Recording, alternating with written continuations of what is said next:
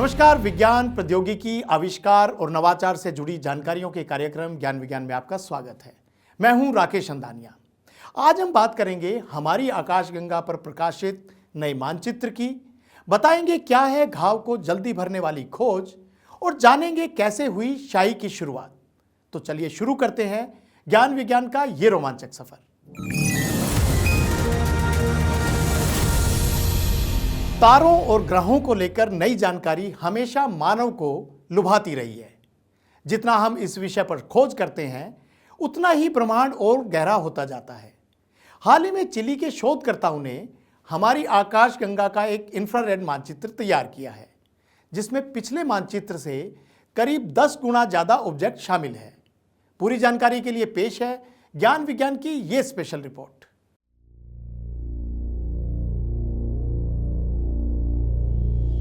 हाल ही में खगोलविदों ने हमारी आकाशगंगा यानी मिल्की वे का एक विशाल इंफ्रारेड मानचित्र प्रकाशित किया है, जिसमें 1.5 बिलियन से अधिक ऑब्जेक्ट्स शामिल हैं, जो अब तक सबसे विस्तृत मानचित्र हैं। यूरोपीय दक्षिण वेधशाला के विस्टा टेलीस्कोप का उपयोग करते हुए शोध दल ने 13 से अधिक वर्षों तक आकाशगंगा के केंद्रीय क्षेत्रों की निगरानी की।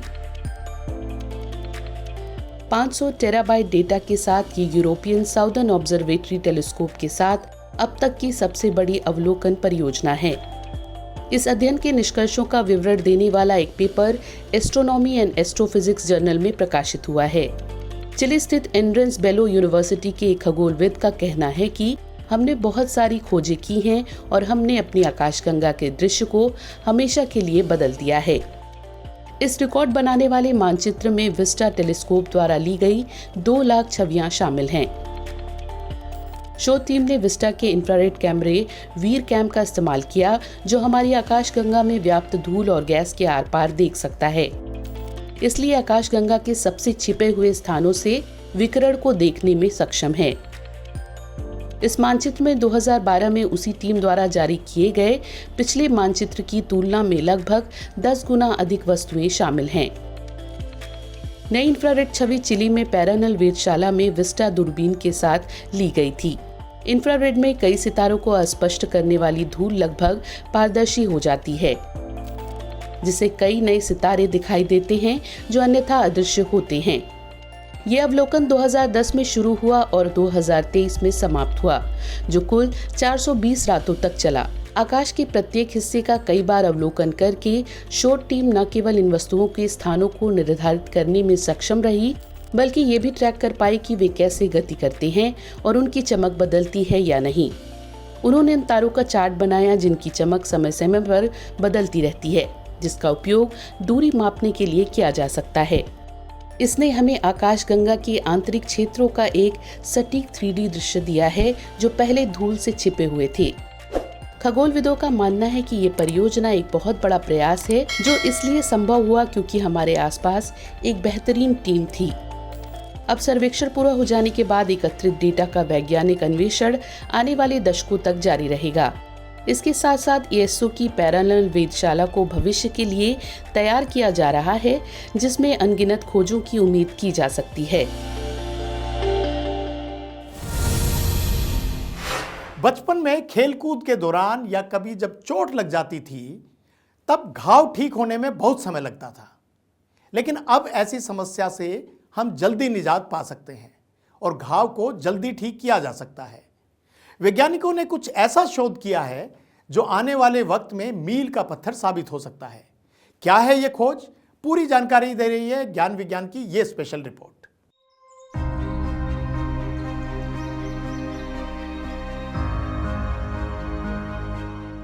वैज्ञानिकों ने हाल ही में एक महत्वपूर्ण खोज की है जो चिकित्सा विज्ञान में क्रांति ला सकती है। लगभग 100 साल पहले वैज्ञानिकों ने सोचा कि ऐसी कोशिकाएं हो सकती हैं जो पुराने घावों को ठीक करने में सक्षम हों। अब इस सोच को सही साबित करते हुए ऑस्ट्रेलिया के वैज्ञानिकों ने चूहों की धमनी में ऐसी कोशिकाओं का पता लगाया है जो पुराने घावों को ठीक करने में महत्वपूर्ण भूमिका निभा सकती है। इन्हें एंडोमैक प्रोजेनेटर कहा गया है। एंडोमैक प्रोजेनेटर कोशिकाएं विशेष प्रकार की स्टेम कोशिकाएं हैं जो रक्त वाहिकाओं की कोशिकाओं और मैक्रोफेज यानी कि प्रतिरक्षा कोशिकाओं में परिवर्तित हो सकती हैं। शोधकर्ताओं का मानना है कि ये कोशिकाएं चोट या खराब रक्त प्रवाह के समय सक्रिय हो जाती हैं और तेजी से घावों को ठीक करने में मदद करती हैं। शोधकर्ताओं ने इन कोशिकाओं को अलग अलग कर प्रयोगशाला में विकसित किया और फिर डायबिटिक चूहों में इंजेक्ट किया। परिणाम स्वरूप इन चूहों के घावों में तेजी से सुधार देखा गया। इस शोध के नतीजे नेचर कम्युनिकेशन में प्रकाशित किए गए हैं। वैज्ञानिक अब मानव शरीर में भी ऐसी ही कोशिकाओं का पता लगाने की कोशिश कर रहे हैं। अगर ये खोज सफल होती है तो ये डायबिटीज, हृदय रोग और अन्य पुरानी बीमारियों के इलाज में एक महत्वपूर्ण कदम साबित हो सकती है। इस शोध से पुराने और जटिल घावों के इलाज में नई संभावनाएं खुल सकती हैं, जिसमें मरीजों को बेहतर और तेज उपचार मिल सकेगा। ये चिकित्सा क्षेत्र में एक बड़ी उपलब्धि मानी जा रही है और भविष्य में इसके और भी उपयोग सामने आ सकते हैं। इस खोज ने चिकित्सा विज्ञान में एक नई दिशा दी है और ये उम्मीद की जा रही है कि भविष्य में ये खोज लाखों लोगों के जीवन को बेहतर बनाने में मदद करेगी।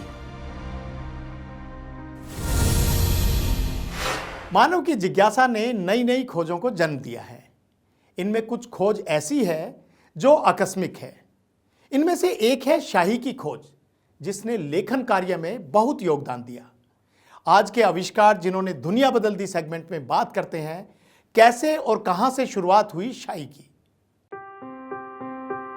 वैसे तो कागज कलम का दौर धीरे धीरे खत्म हो रहा है, लेकिन स्याही से हमारा रिश्ता आज भी उतना ही अटूट है जितना आज से कई सालों पहले था। स्याही की खोज न केवल कोरे कागजों में रंग भरने के लिए की गई, बल्कि यह विश्व के इतिहास के लिए एक बड़ी उपलब्धि भी थी।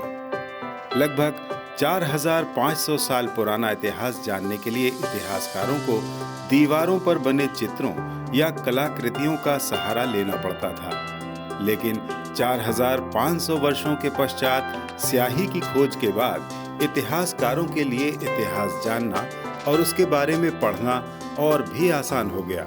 सबसे पहले लगभग 2300 बीसी पूर्व पहली बार स्याही का इस्तेमाल प्राचीन चीन की गुफाओं में किया गया। इसके पश्चात मिस्र के लोगों ने भी इंक यानी स्याही का उपयोग करना शुरू किया। मिस्र के लोगों ने लाल और काले रंग की स्याही का इस्तेमाल करना शुरू किया, जो लोहे और गेरू के साथ फॉस्फेट, सल्फेट और क्लोराइड से बनी होती थी। साथ ही इसमें शीशे का भी उपयोग होता था। चीन की स्याही मिस्र की स्याही से बनावट में बिल्कुल अलग थी। इसमें पेड़, जानवरों और खनिज पदार्थों का मिश्रण होता था। वहीं प्राचीन भारत की स्याही अब तक की सबसे पुरानी और टिकाऊ रंगों वाली स्याही में से एक है। प्राचीन भारत की स्याही जली हुई हड्डियों और चारकोल से बनाई जाती थी। चीन, मिस्र और भारत के बाद रोम में भी एक नई प्रकार की स्याही विकसित हुई, जिसका इस्तेमाल काफी सालों तक किया गया। फेरस सल्फेट वाली ये स्याही पिसे हुए लोहे से बनाई गई, जिसे बाद में टैनिन के साथ मिलाया जाता था। प्राचीन समय में स्याही का इस्तेमाल पत्र लेखन और चित्र बनाने के लिए किया जाता था, लेकिन कुछ समय पश्चात वो धीरे धीरे मिटने लगती थी। 1856 में बड़े ही अनोखे तरीके से एक ऐसी स्याही बनी जो एक नई खोज के रूप में सामने आई। रसायनज्ञ विलियम हेनरी पर्किन ने मलेरिया के इलाज की खोज करते हुए एक सिंथेटिक डाई बनाई, जिसे आज के समय में हम स्याही के रूप में उपयोग करते हैं। पत्र लेखन से लेकर चित्रों को सुंदर बनाने तक स्याही का ये विकास इतिहासकारों के लिए काफी रोचक रहा है। प्राचीन समय से चली आ रही स्याही का इस्तेमाल अब इस कदर बढ़ गया है कि अब आधुनिक प्रिंटरों में इसका उपयोग होने लगा है। इतना ही नहीं, बल्कि मतदान जैसे महत्वपूर्ण कार्यों में भी एक खास स्याही का इस्तेमाल किया जाता है। कंप्यूटर और मोबाइल के आधुनिक समय में भी प्राचीन समय में बनाई गई स्याही आज भी रोजमर्रा के जीवन का एक अभिन्न अंग है। और इस वक्त विज्ञान जगत में क्या कुछ नया हो रहा है, जानने के लिए नजर डालते हैं विज्ञान जगत की ताजा गतिविधियों पर। चिली और अर्जेंटीना में स्टार गेजर्स ने बुधवार को 2024 के अंतिम सूर्य ग्रहण को देखा। ग्रहण के दौरान आकाश में एक रिंग ऑफ फायर दिखाई दी। इसे कुंडलाकार ग्रहण के रूप में जाना जाता है। ये खगोलीय घटना तब होती है जब चंद्रमा सूर्य के सामने से गुजरता है, जिससे सूर्य का केंद्र काला पड़ जाता है और चारों ओर चमकीला सूरज एक रिंग के समान दिखाई देता है। विशेषज्ञों का कहना है कि इस वर्ष पूर्णता का मार्ग केवल 265 से 331 किलोमीटर चौड़ा था।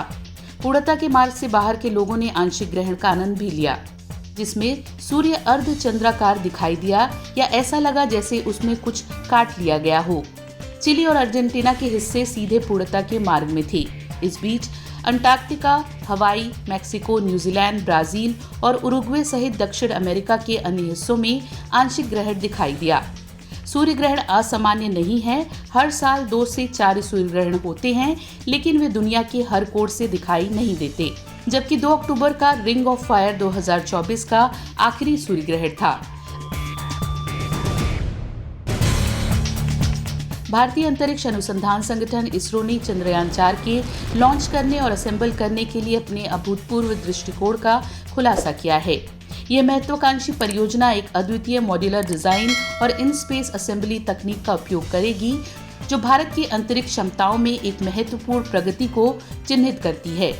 चंद्रयान 4 में 5 अलग अलग मॉड्यूल शामिल होंगे: ascender module, descender module, re entry module, transfer module और प्रोपल्शन मॉड्यूल।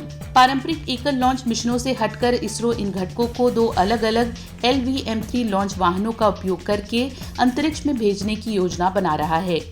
पहला प्रक्षेपण स्टैक 1 को ले जाएगा, जिसमें डिसेंडर और असेंडर मॉड्यूल शामिल हैं। ये घटक चंद्र सतह पर उतरने और नमूने एकत्र करने के लिए महत्वपूर्ण हैं। दूसरा प्रक्षेपण स्टैक 2 को ले जाएगा, जिसमें ट्रांसफर, री एंट्री और प्रोपल्शन मॉड्यूल शामिल हैं, जो पृथ्वी पर वापसी की यात्रा के लिए आवश्यक हैं। तो आज के कार्यक्रम में बस इतना ही। उम्मीद है आपको हमारा ये प्रयास पसंद आया होगा। अगर आप हमारे साथ जुड़े रहना चाहते हैं तो हमारे इस चैनल को लाइक करें, सब्सक्राइब करें और अपने दोस्तों के साथ शेयर जरूर करें। हम अगले हफ्ते फिर हाजिर होंगे ऐसी ही नई पुरानी रोमांचक जानकारियों के साथ। तब तक के लिए नमस्कार।